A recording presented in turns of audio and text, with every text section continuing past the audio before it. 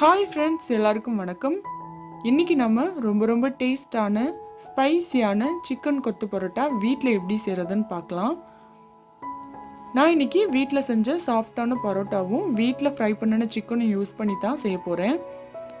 பரோட்டா எப்படி செய்கிறது, chicken fry எப்படி பண்ணுறதுன்னு பார்க்குறதுக்கு டிஸ்கிரிப்ஷன் பாக்ஸில் செக் பண்ணி பார்த்துக்கோங்க.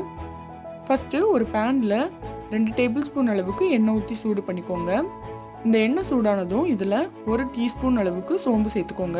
இப்போ இதில் 2 வெங்காயத்தை நீளமாக மெல்லிசாக கட் பண்ணி சேர்த்துக்கோங்க. இந்த வெங்காயம் நல்லா வதங்கி கண்ணாடி மாதிரி ஆனதும் 1 டீஸ்பூன் இஞ்சி பூண்டு விழுது சேர்த்து மிக்ஸ் பண்ணி விட்டுக்கோங்க. இஞ்சி பூண்டோட பச்சை வாசனை போனதும் 2 பச்சை மிளகாயை நறுக்கி சேர்த்துட்டு கூடவே ஒரு தக்காளியை நீளமாக கட் பண்ணி சேர்த்து நல்லா மிக்ஸ் பண்ணி விட்டுக்கணும். இப்போ இதில் தேவையான அளவுக்கு உப்பு சேர்த்துக்கோங்க.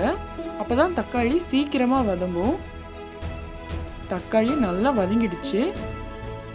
இப்போ இதில் 1/2 டீஸ்பூன் அளவுக்கு கரம் மசாலா தூள், 1/4 டீஸ்பூன் மஞ்சள் தூள், 1 டீஸ்பூன் மிளகாய் தூள் சேர்த்து நல்லா கலந்து விட்டுக்கணும்.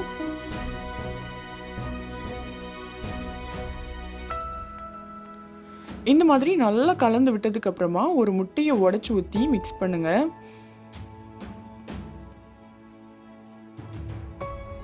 முட்டை சேர்த்தா இன்னும் கொத்து பரோட்டா ரொம்ப டேஸ்ட்டாக இருக்கும். இப்போ இது கூடவே ஃப்ரை பண்ணின 2 பீஸ் சிக்கனை சின்னதாக கட் பண்ணி சேர்த்து 2 நிமிஷம் மிக்ஸ் பண்ணி விட்டுட்டு 3 பரோட்டாவையும் சின்னதாக உதுத்து சேர்த்துக்கோங்க.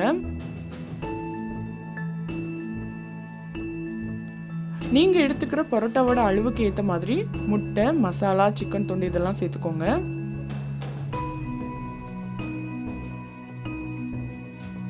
இந்த மாதிரி பரோட்டா சேர்த்து நல்லா மிக்ஸ் பண்ணி விட்டுட்டு 1/2 கப் அளவுக்கு சிக்கன் சால்னா சேர்த்துக்கோங்க. சிக்கன் சால்னா இல்லைனாலும் பரவாயில்ல.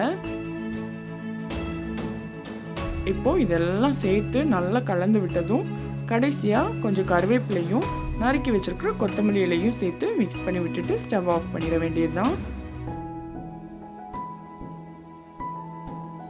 அவ்வளோதான், ரொம்ப பெர்ஃபெக்டான சிக்கன் கொத்து பரோட்டா ரெடி. இந்த ரெசிபியை கண்டிப்பாக செஞ்சு சாப்பிட்டு பாருங்கள். இந்த வீடியோ உங்களுக்கு பிடிச்சிருந்தா எங்களோட சேனலை சப்ஸ்கிரைப் பண்ணுங்கள்.